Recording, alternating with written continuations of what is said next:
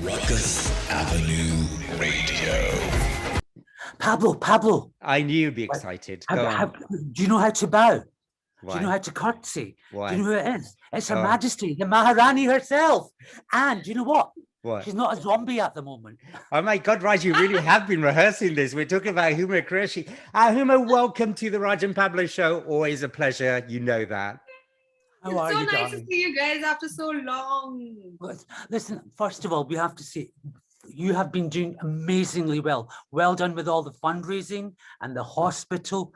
You were absolutely amazing. Thank you so much, guys, and thank you so much for like spreading the word and letting people know about it. It's got very close to my heart, and it's been so crazy the last few years for all of us collectively as a global community.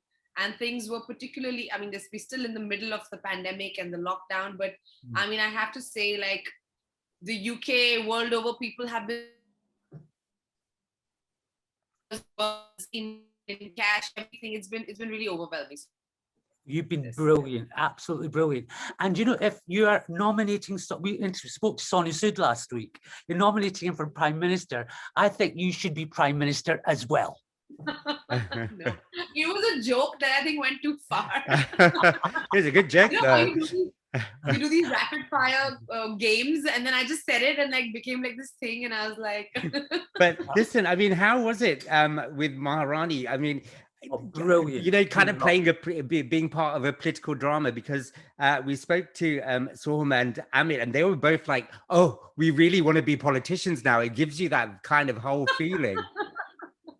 in fact, I never want to be a politician. Oh my God, I've realized doing this show, I am so not a political animal at all.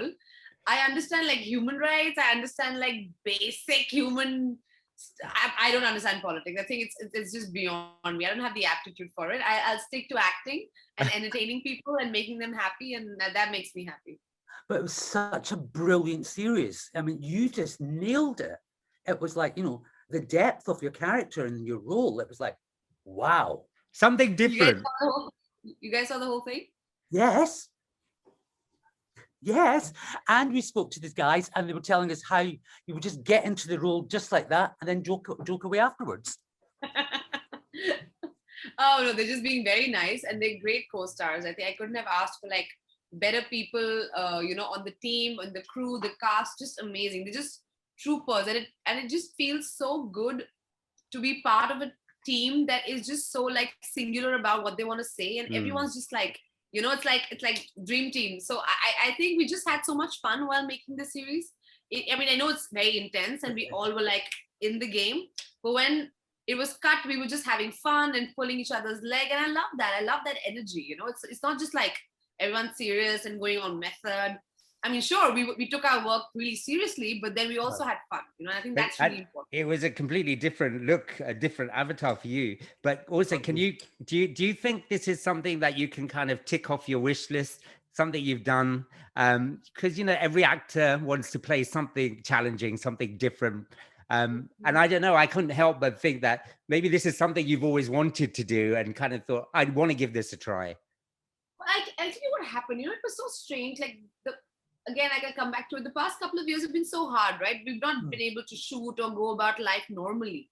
And it gives you a lot of time for introspection and to go within. And I just realized, and there was this whole period where I was like, will we ever work again? Will we go on a set? What is it going to be like? It's going to be so difficult. And all these like existential questions. And so when I got Maharani, and which was, I think March, April last year, and then we shot it in November, it sort of had a moment one day, and I was like, what if this is the last chance I get to go on a film set and do what I do, what I love doing? You know, how would I approach it? And honestly, it's been like something went off, like a little thing in my head. And I realized, why have I, you know, we always like stop ourselves almost from living our best life or doing our best work because we are scared. And I was just like, I'm just going to go have fun with this one and not like have any of these things and just live it, you know, live in the moment. And I think that's been such a shift, like a mind shift almost, and I love that. And I mean, sure, I'm loving the praise and I'm loving the appreciation the show is getting, but also I really love the process. You know, I love doing that, not caring about how I'm looking, this whole image makeover. Yeah. Like it just felt right. Like I wouldn't want to see like Rani Bharti with like curls and like lashes and like my highlighter. No, you know, she has to be who she is, and it has been such an honor playing her. But you know, there's such a gravitas to your performance as well. I mean, where did that come from? Did you do a lot of research? I have gravitas as a person. What do you mean? That's Raj Glamour, told. darling, glamour, glamour. The star earrings say it all. I forgot how much fun you were. No, I think it's in the writing, to be honest. It has to be on the page. You know, you could be a great actor, but I think all of us are like subservient to the material, and I think they did such a great job of the script. And Subhash sir, you know, I've worked with him before in Jolly LLB 2. Exactly. He's fantastic. He has such a clear vision about what he wants to say. At the same time, he makes the material so much more accessible to people. It's not like highbrow, if you know what I mean. Like I mean, for me, the biggest win for Maharani has been like homemakers, and whether it's been journalists or politicians or like my neighbors calling and being like, oh my God, like we loved it. And I think that's when you penetrate in like the hearts of people, is when, you know the success of like any creative work. It's not just about, sure, everyone loves the box office or an award or a review, but I think that feeling when people sort of really, you know, get a feeling where they sort of own the show, I think that's really beautiful. So I think it's been, the gravitas came from the writing, it came from the people behind the scenes, my director, my showrunner, Subhash sir, Karan, Nandan, Umaji, our writers. I think they just were so like involved in sort of presenting this woman who is an illiterate woman, but they never judged her. They never saw her as any different from a guy. And I think that's the important thing in a lot of stories about women, you know, especially when women are writing for it. They write it with a certain lens, but that did not happen over here. You know, and there was no judgment on Rani. You know, she was poor, she was illiterate, she was a homemaker, but she wasn't silly, she wasn't stupid, she was smart. She just didn't have access to education, and that's not her fault, you know. And she says that in the show. But you know, the thing is, what you've done with this, with the whole series, you've carried it on your own shoulders. It's such a brilliant thing to do. It's just amazing. Well done. Thank you guys. Yeah, it doesn't just stop there, does it? There's loads of other things that's been going on. Oh my God! So tell me, is this true that you've always wanted to be a zombie? See, Raj is really excited about this. I watched it. It's brilliant. Geeta. What is all this about? How did that come about? I mean, like, you know, you kept that quiet. Hollywood, hello, they're raving about you. Oh, thank you. No, I mean, Zack is amazing, and I've always wanted to be, since a little girl, I want to be part of this big action Hollywood movie. And I want to know, how do you even shoot this stuff? And so when I got the opportunity to work with Zack, I jumped at it, and I was like, and he's great. He's got such a clear vision about what he wants to say. And he's a cinematic guy, like he goes for the moment, you know, and I love that. So it's been a lot of fun. And the idea behind Army of the Dead was to have this big, massive global ensemble, you know, and like this big action thing, Vegas, heist, zombies, like what's not to love? And of course, zombie tiger. So much fun. So is it true that you were in LA and with a pilot, you were writing a pilot for someone?